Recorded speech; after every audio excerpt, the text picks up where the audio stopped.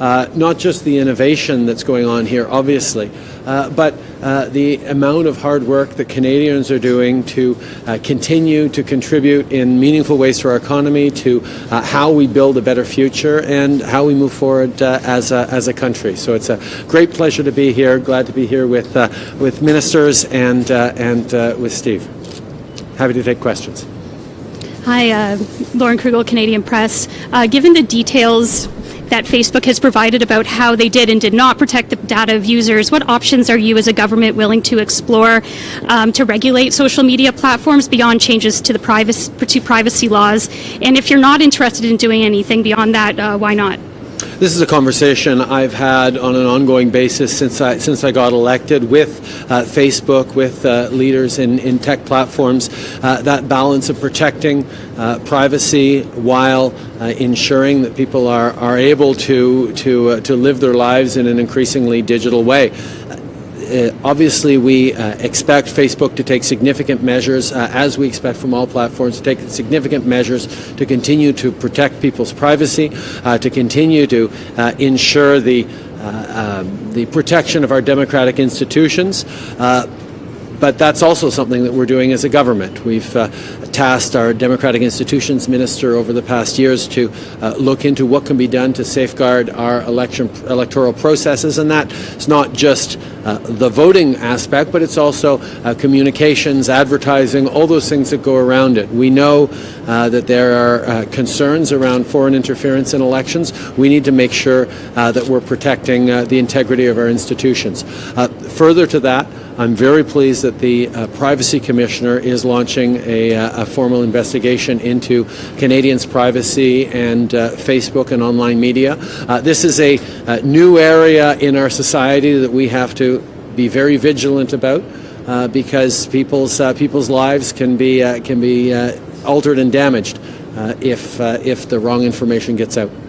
Just a quick follow-up. When it comes to political parties, should they be more transparent about how they collect data and what they do with it and how they protect it? And should it be subject to privacy laws? And if not, why not? I think that's an important discussion that we've been having in various ways over the past years. As you will know, the Liberal Party has consistently raised the bar on openness and transparency.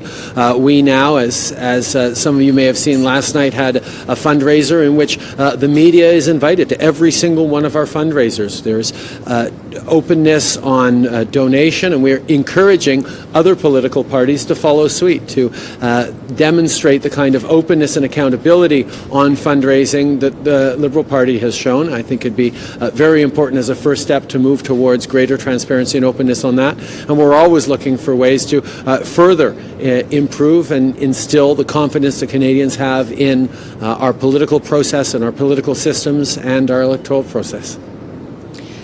Monsieur le Premier Ministre, Geneviève Normand de CBC News Radio-Canada. How comfortable are you with the idea of accepting a NAFTA agreement in principle while negotiators are still figuring out the details?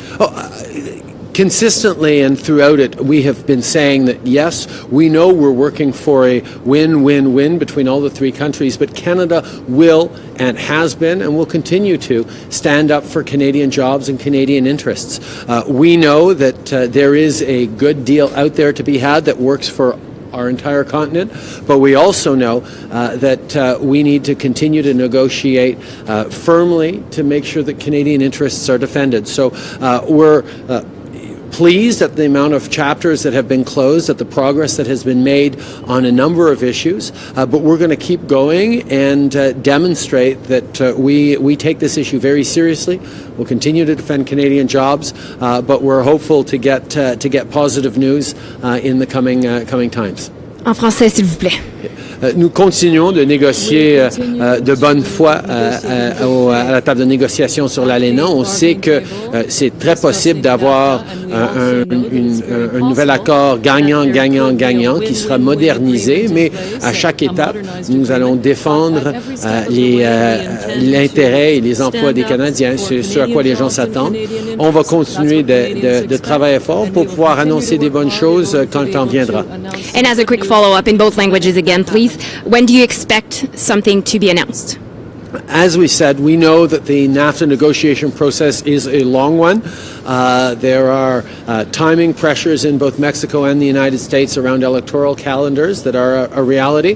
But at the same time, I've been very clear, we're going to accept a good deal for Canada, not just any old deal. And with that in mind, we continue to work hard, but I'm not going to make any predictions about what might happen. En français.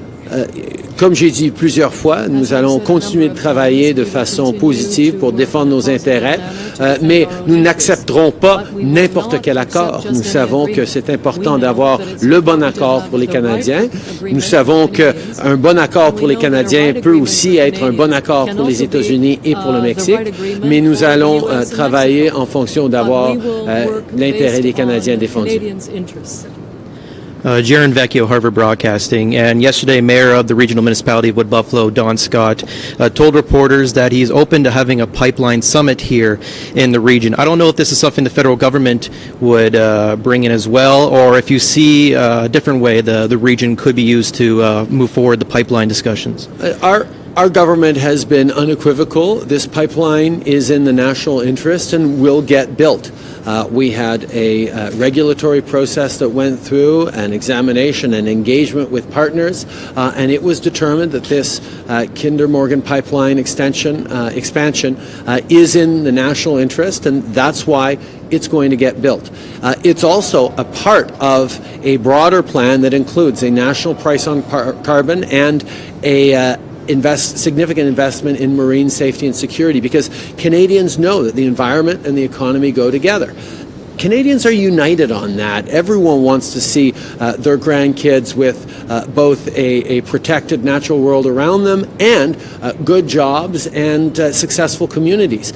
That's something that we can and will work on together, regardless of the fact that some people are still trying to pretend there's a choice to be made between either the economy or the environment. The only way to do this responsibly is to do it together. And I'm happy to be here at Suncor to highlight some of the incredible technological advances that have been made over the past years, over the past couple of years, just since the last time I visited, that is demonstrating that here in the oil sands, people understand that combination between both being more energy efficient, less polluting, and better places to work at the same time as we are growing the economy and contributing significantly to the well-being not just of folks here in Alberta, but right across the country. It's a shame that there are people out there who are very much looking to polarize this debate, to pit Canadians against Canadians, a region against another. My job as a federal leader, and our job as a federal government, is to bring Canadians together. And I know that we can all agree that protecting the environment for future generations and growing the economy in sustainable ways is exactly where we're all finding common ground.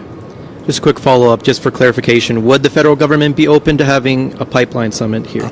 I look forward to meeting with the mayor a little later. I met the previous mayor a number of times. Looking forward to meeting with Don and look forward to chatting with him about the extraordinary work that's been done here in the municipality of Wood Buffalo over the past difficult year of rebuilding from the terrible wildfires in which all Canadians stood together.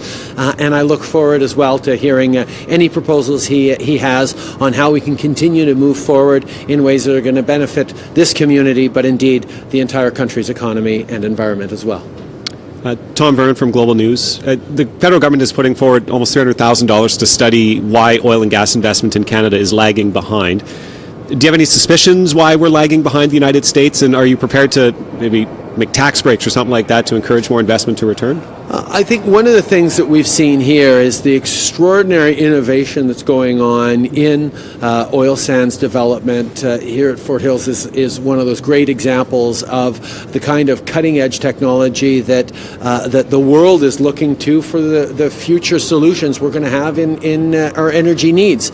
There are a lot of places around the world that don't have the same kinds of labor expectations or environmental impacts or even energy requirements that we have have here in Canada, and that is actually encouraging us to innovate, encouraging us to move forward. We have to make sure that the balance is right, that we're still globally competitive, and competitiveness is something this government will always focus on, but we also shouldn't be part of a race to the bottom of trying to cut standards and pollute more just for the short term, because we know the medium and long term is necessary for families, not just here, but right around the world. And I do want to quickly ask on legislation is going to be coming this spring in Alberta that will allow the province to limit the amount of oil and gas going out of the province if we don't see action on Trans Mountain. What do you make of that kind of strategy from a provincial government to maybe create an oil shortage elsewhere? The job of the federal government is to ensure that the national interest is protected, and part of that is making sure that when there are differences of perspectives or views across different jurisdictions, that we work to solve those. We work to bring Canadians together. The focus on bringing Canadians together is what I will always bring forward. That's why I was pleased to work with all provinces on the Pan-Canadian framework on climate change. Pleased to work with all provinces on growing the economy in meaningful ways, and we're going to keep doing that. En français, s'il vous plaît. Nous allons continuer de travailler avec toutes les provinces sur l'importance de bâtir un avenir mieux pour l'économie et pour l'environnement. Le gouvernement fédéral a la responsabilité de veiller à ce que les gens restent unis et non divisés à travers le pays quand il y a des différences de perspective. Et nous allons continuer de chercher à rassembler les gens autour des priorités qui sont partagées à travers le pays, c'est-à-dire créer de la croissance économique tout en protégeant l'environnement pour les futures générations. Mais là, pour l'instant, c'est l'inverse qu'on voit.